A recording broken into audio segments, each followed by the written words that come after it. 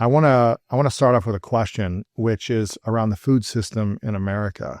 I am curious, based on your research as a science-based dietitian, is our American food system setting us up to be healthier or more sick currently as it's set up?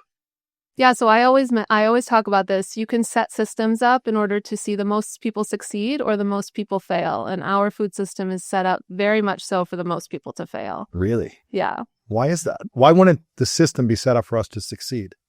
And let's define what we mean by succeed and fail. We mean health, right? Be healthy. Yeah. Not be the most profitable. Because it is set up for the most people to succeed financially. But if we're talking about our health, it's certainly set up for the most people to fail. And the reason is because we've built the entire system from the food we grow to the food we market and sell for profitability at the expense of health. Not necessarily to make people unhealthy. That's not really the goal. The goal is just like, it may or may not make you unhealthy, right? But that's not really our primary goal. Our primary goal is profitability.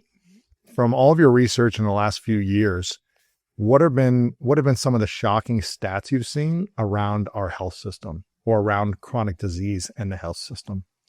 Yeah, I mean, so what got me into this field was chronic disease. So my grandpa was, really close to me, lived a mile down the road, and he was in his early to mid 60s, was early 60s and was diagnosed with type 2 diabetes.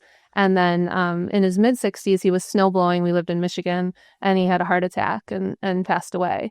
And I mean, that's quite young to, die of a heart attack. And so it just really, and he was over 400 pounds at that time. Oh.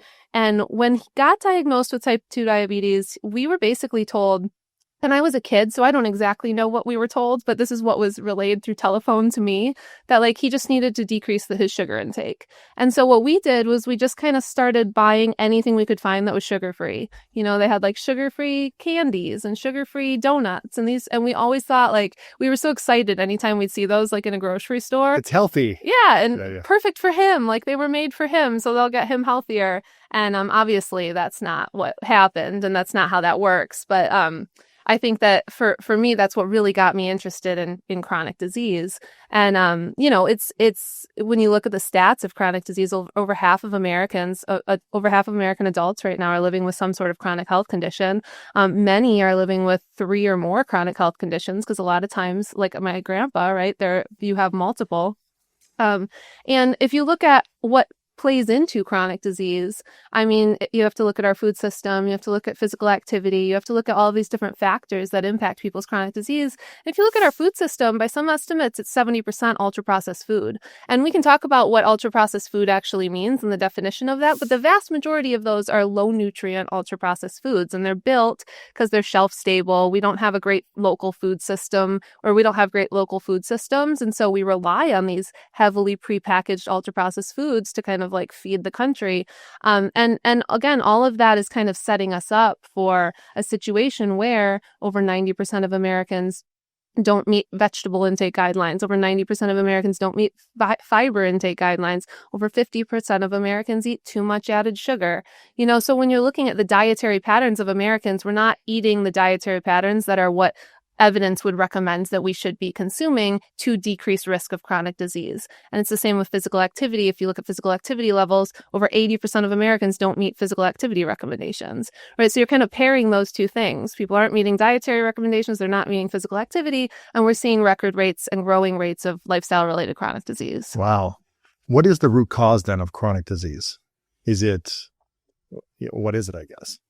Yeah, so when I talk about it, I usually talk about it from a systems approach, right? So biologically, there's root causes, right? And that can be like insulin resistance and, high blood sugar levels. And it depends if we're talking about cardiometabolic disease, which is what I predominantly study.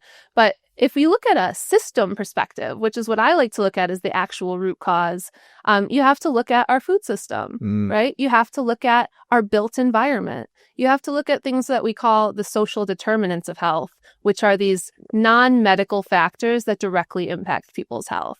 So they're things like the built environment. So do people have sidewalks? Are there parks that people can go to? Because if you just build in physical activity, think if you've ever gone to Europe, right? And you've been in a city in Europe, you're walking 20,000 steps or more. Like, you don't even notice it. Yeah, just like, because and obviously you're on vacation as well. But if you live in a city, like you go to New York, you're walking everywhere, And so because that's just built into your life, whereas most of America is built very much for the automobile industry, right? So for cars. And so we don't have a lot.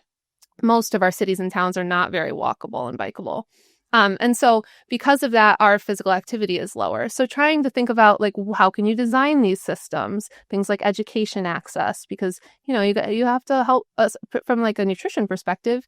You have to start educating young about like, what are some of these good choices? How can I improve my fiber intake? Those sorts of things. Sure. So all of those from a systems perspective are like the root cause. Essentially, it's building systems for profitability at the expense of people's health. They took 50-year-olds that were sedentary. They went from not exercising to 5 to 6 hours a week. After 2 years, their hearts looked 20 years younger. Holy cow. Unbelievable. They probably transformed. Look what exercise can do. One of the premier